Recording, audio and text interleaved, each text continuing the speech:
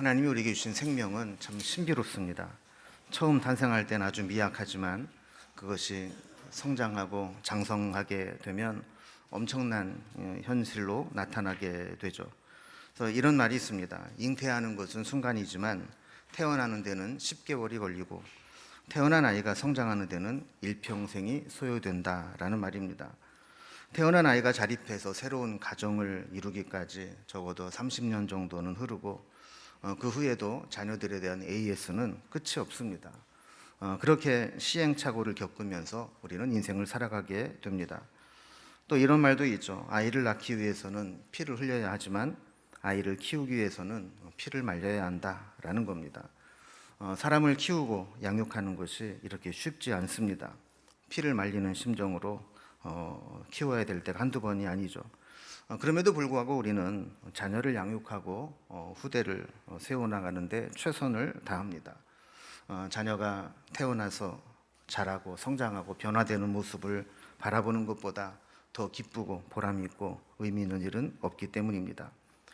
교회에서도 마찬가지죠. 교회에서 여름은 수련회의 계절이라고 해도 과언이 아닙니다.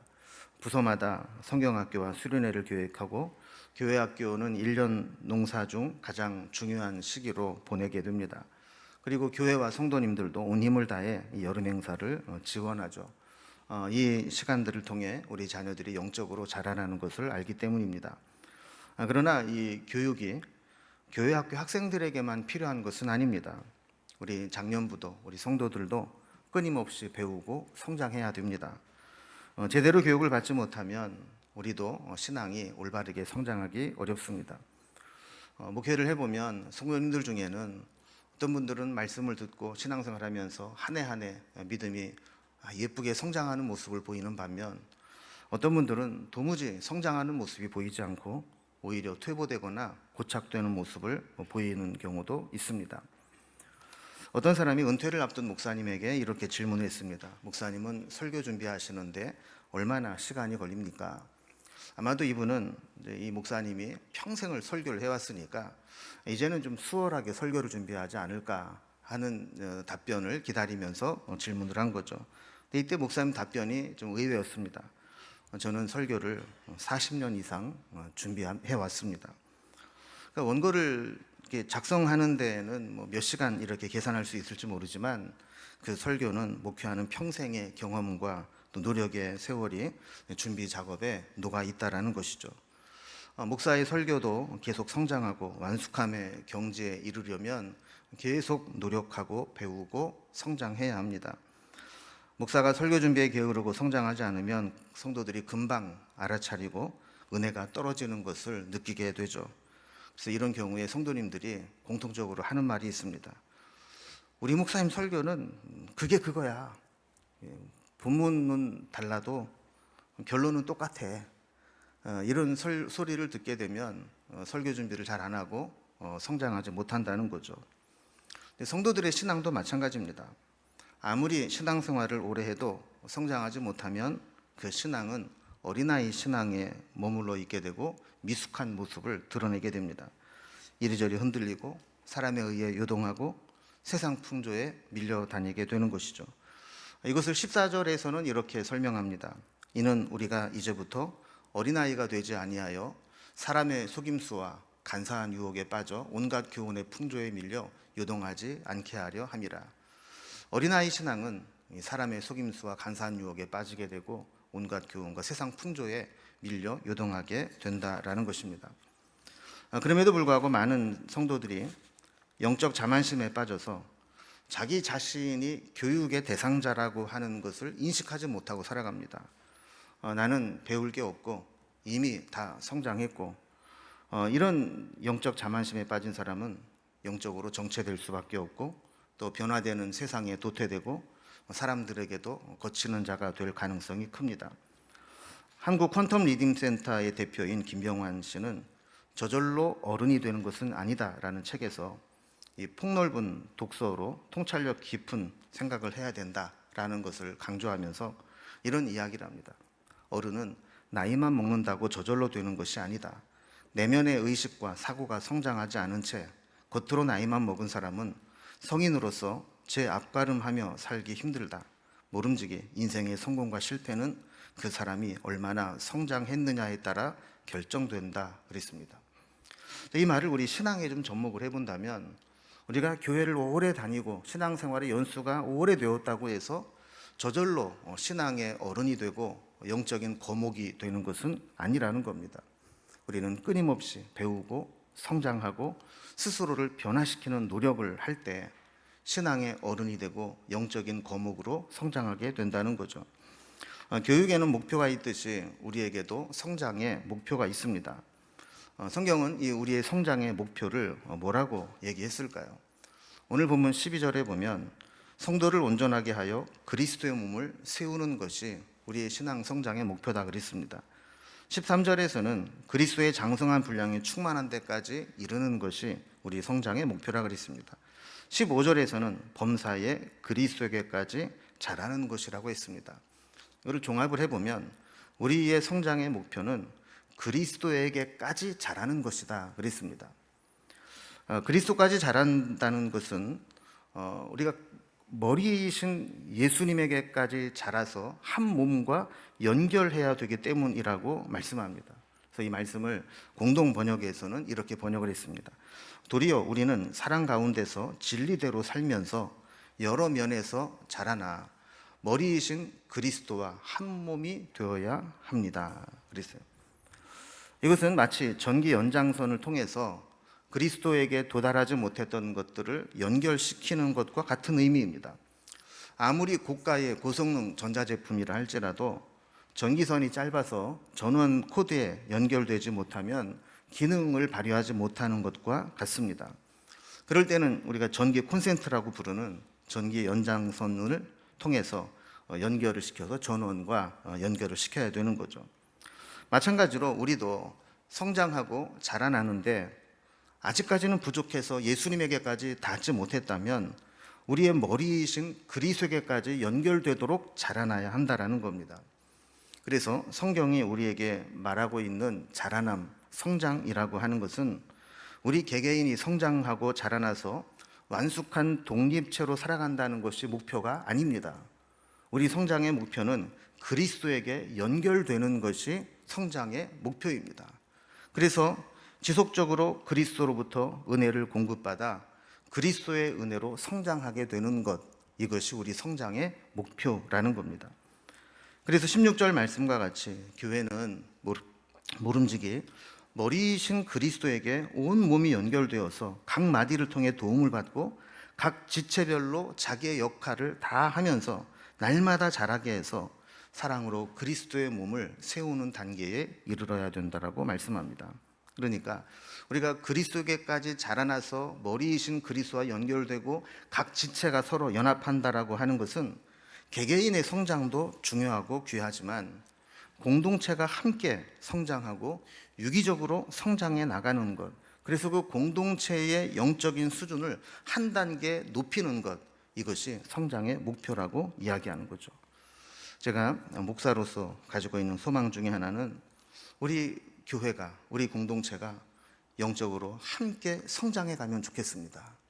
금년보다는 내년이, 내년보다는 후년이 더 말씀을 붙잡고 영적으로 성장해 나가는 것들을 서로 보면서 격려하는 그런 공동체가 되면 좋겠습니다. 이게 교육이라고 하는 것이 뭐냐 그랬을 때 오늘 본문에 보면 믿는 것과 아는 것이 하나가 되는 것이다라고 말씀합니다. 13절 말씀 보면 우리가 다 하나님의 아들을 믿는 것과 아는 일에 하나가 되어라고 이야기하고 있죠. 우리의 믿음은 학습을 통해 알므로 이루어져야 하고 아는 것이 행함으로 일치하는 지행합일로 이어져야 합니다. 배우는 데는 열심을 내서 많이 알고 있는데 그것이 우리의 믿음으로 연결되지 못하거나 또 믿노라 하면서도 행함으로 이어지지 못한다면 그 신앙은 불완전한 신앙입니다. 11절에 보면 그가 어떤 사람은 사도로, 어떤 사람은 선지자로, 어떤 사람은 복음 전하는 자로, 어떤 사람은 목사와 교사로 삼았다고 말씀합니다. 이것은 우리에게 영적 성장을 위한 안내자, 영적 지도자로 세워주셨다라는 거예요. 우리가 세상에서도 어떤 기능이나 기술을 배울 때에도 우리에게 어떤 스승과 코치가 있어야 바르게 성장할 수 있습니다. 신앙 성장도 마찬가지입니다. 말씀에 꼴을 먹이고 신앙적으로 훈련할 수 있도록 하는 가이드가 되는 지도자가 필요하다라는 거죠. 이 가이드가 없이 혼자 독학으로 실력이 느는 사람이 개중에 있을 수 있습니다. 그러나 혼자 하다 보면 대부분 후루꾸에 빠지게 됩니다. 저기 설교를 준비하다가 후루꾸가 뭔가 어디서 나온 말인가 이걸 좀 조사를 해봤는데 어원을 보니까 재미있습니다. 이 후루꾸는 행운을 뜻하는 영어 단어 플루크의 일본어식 발음입니다. 플루크라는 말이 그 행운을 뜻한다고 그랬죠. 그러니까 의도치 않거나 실수를 했는데 이상하게 좋은 결과가 나온 그런 행운을 이제 플루크, 이게 일본식 발음으로 후루꾸가 되었다는 거예요. 그래서 우리가 이제 요행을 바라는 뜻이라는 겁니다. 근데 재미있는 것은 이런 실력 없는 사람의 요행이나 거짓이 실력이 들통나는 경우가 있습니다. 여기에서도 이제 플룩이라는 말이 파생됐는데 이거를 이번에는 뽀록이라는 말로 일본어식 발음으로 쓴 거예요. 그래서 우리가 뭔가 뽀록났다 이런 얘기를 하는 것은 원래 실력이 아니고 요행으로 이렇게 한번 좋은 성과를 낸 것이 본 실력이 드러났다 하는 데서 이제 뽀록이라는 말이 플루크라는 영어 단어에서 나온 겁니다. 평상시에는 후루꾸가 요행으로 성과를 낼 수 있지만 위기를 만나면 후루꾸는 반드시 그 한계가 뽀록나게 된다. 이렇게 연결해서 해석이 되는 거죠. 그리고 우리 신앙도 마찬가지입니다. 신앙생활을 대충 하면서 뭔가 배움과 훈련을 겪지 않고 그냥 대충 교회 다니면서 열심히 하면 되는 거 아니야? 이렇게 대충 신앙생활하고 요행을 바라는 것은 후루꾸 신앙입니다. 반드시 뽀록이 나게 되어 있습니다. 그래서 우리는 이런 후루꾸 신앙이 아니고 기본이 튼튼한 정통 신앙을 갖기를 소망합니다. 이 성장하기를 멈추는 것은 정지하는 것이 아니라 도태되는 것입니다. 그리고 우리가 흔히 나이 들수록 세월이 빨리 지나가는 것처럼 느낀다 그런 이야기를 하지 않습니까? 그 이유를 어떤 분이 이렇게 해석을 했습니다. 나이가 들수록 변화하는 세상에 대처하는 능력이 떨어지기 때문이라는 거죠. 젊었을 때는 세상이 변해도 그거를 따라갈 수 있습니다. 조금 열심을 내면 앞서갈 수도 있어요. 그러니까 그렇게 빨리 지나가는 것처럼 느껴지지 않는다는 거예요. 그런데 나이가 들어서 배우지 않고 성장하지 않으면 아무리 발버둥을 쳐도 변화하는 세상을 따라갈 수가 없습니다. 그러니까 세월이 훨씬 더 빨리 지나가는 것처럼 느껴진다는 거죠. 여러분, 우리도 계속 성장하지 않으면, 계속 배우지 않으면, 계속 자라나지 않으면 이렇게 세상에 끌려다니다가 많은 인생이 되고 만다라는 거예요. 그래서 성경은 15절에서 우리가 범사에 그리스도에게까지 자랄지라 이렇게 말씀합니다. 범사에 자란다는 이야기는 모든 면에서 자라나야 된다라는 거예요. 이 범사에 자란다는 게 뭘까 이런 의미를 생각을 해보다가 오늘 이 세 가지를 우리가 한번 생각해 보려고 합니다. 첫 번째는 우리의 믿음이 자라나야 됩니다. 너무나 당연한 것처럼 보이지만 우리의 믿음이 날마다 좀 성장해야 돼요. 왜냐하면 하나님은 우리의 믿음을 통해 역사하시기 때문에 그렇습니다. 하나님이 아무리 큰 능력과 많은 능력을 가지고 계셔도 그 능력을 나타내는 통로는 우리의 믿음을 통해서 나타내시기 때문에 그렇습니다. 그래서 우리는 우리의 믿음의 그릇을 키우고 믿음을 성장시키는데 우리 신앙에 초점을 맞추어야 된다는 겁니다.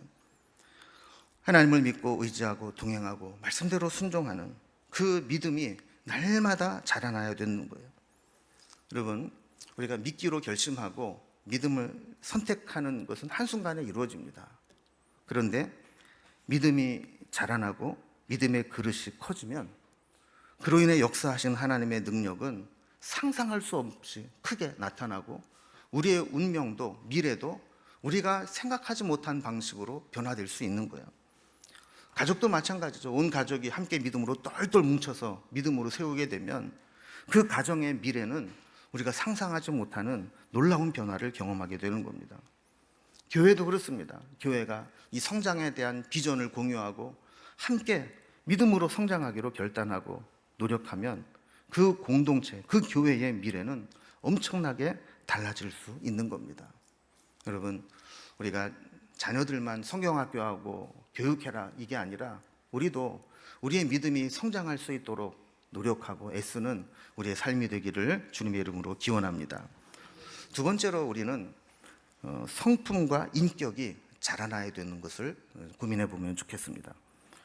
목회를 하면서 여러 사람들을 만나보면서 느끼는 것은 이 믿음이라는 것과 인격, 성품이라는 것이 항상 일치하는 것은 아니라는 겁니다.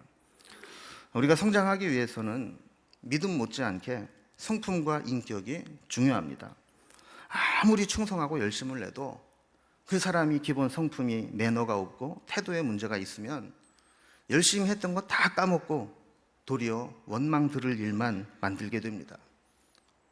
겸손하지 못하고 거칠고 자기중심적이고 타인에 대한 배려와 존중이 없고 권위적인 태도로 나타나게 되면 본인도 그렇고 공동체도 그렇고 성장하는데 장애물이 되는 겁니다. 그래서 한때 교회에서 성품학교라는 것이 유행한 적이 있습니다. 왜 그렇겠어요?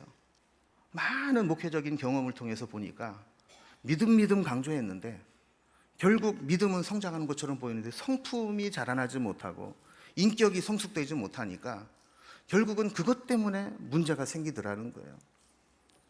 저도 그래서 기회가 되면 이 성품이라는 주제로 함께 시리즈 설교를 하면서 우리의 성품을 성경적으로 한번 점검해 보면 좋겠다 하는 생각을 해보게 됩니다.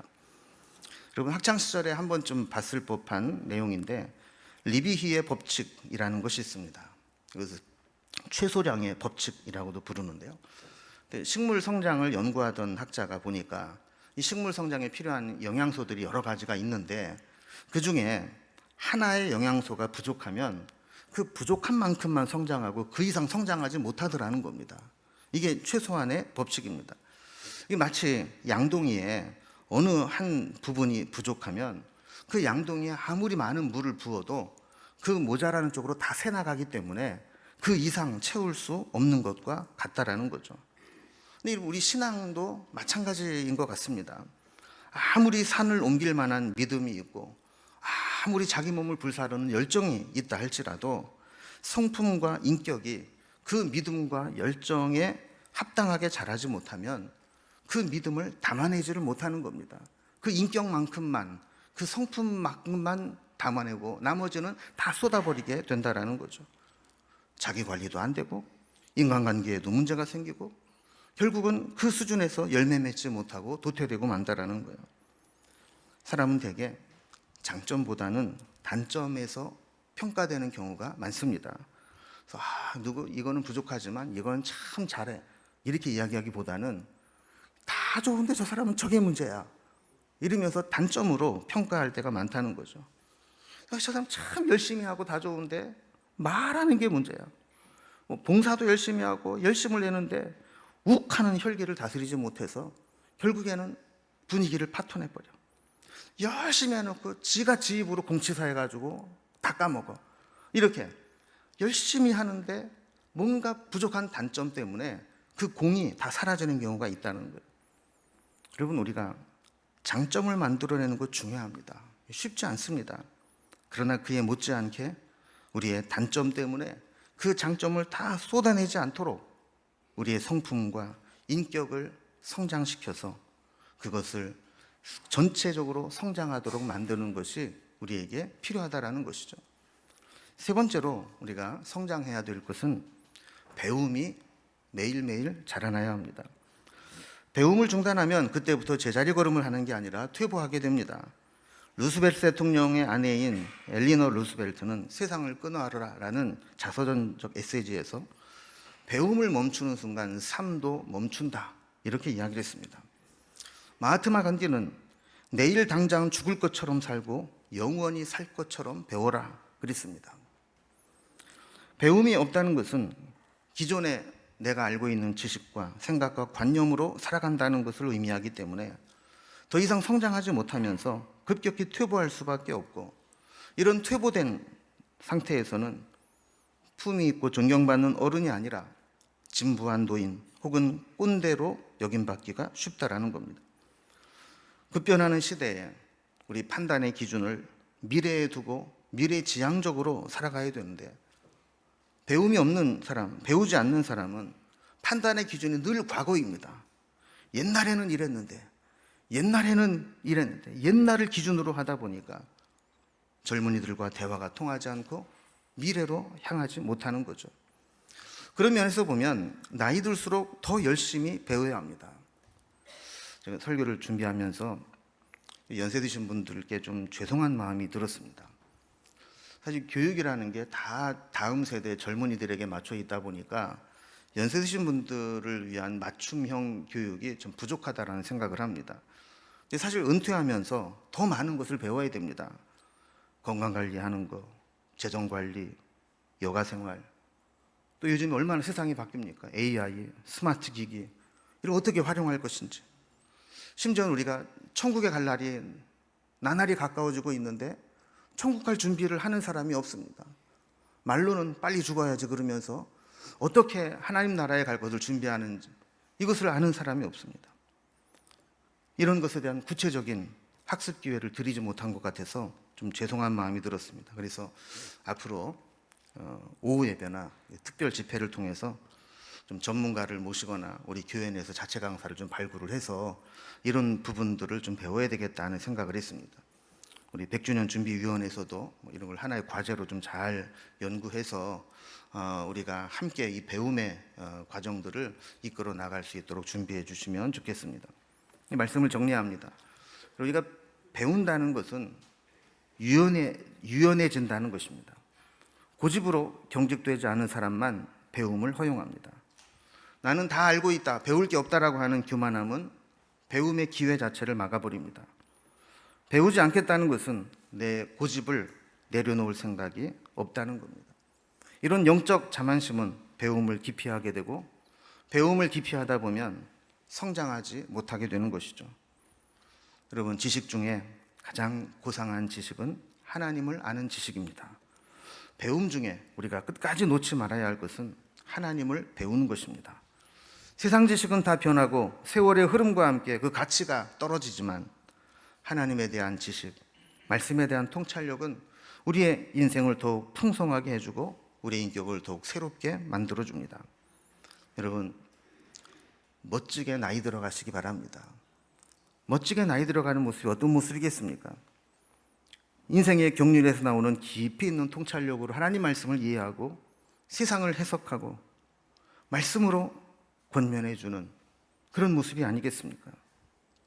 나이 들수록 예수님을 닮아가고 예수님의 향기가 나는 사람, 이런 사람이 멋진 사람 아니겠습니까?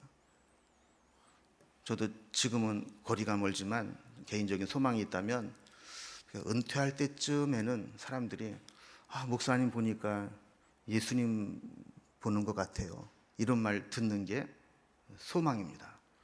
여러분, 저는 이 소망을 저뿐만 아니라 여러분들이 함께 품고 나아갈 수 있기 바랍니다. 말로만이 아니라 우리의 삶으로 예수님이 어떤 분인가를 보여줄 수 있는 사람이 되는 것, 이것이 저와 여러분의 신앙의 목표가 되고 우리 교회가 이 목표를 향해 함께 나아가는 신앙 여정의 공동체가 되기를 주님의 이름으로 기원합니다.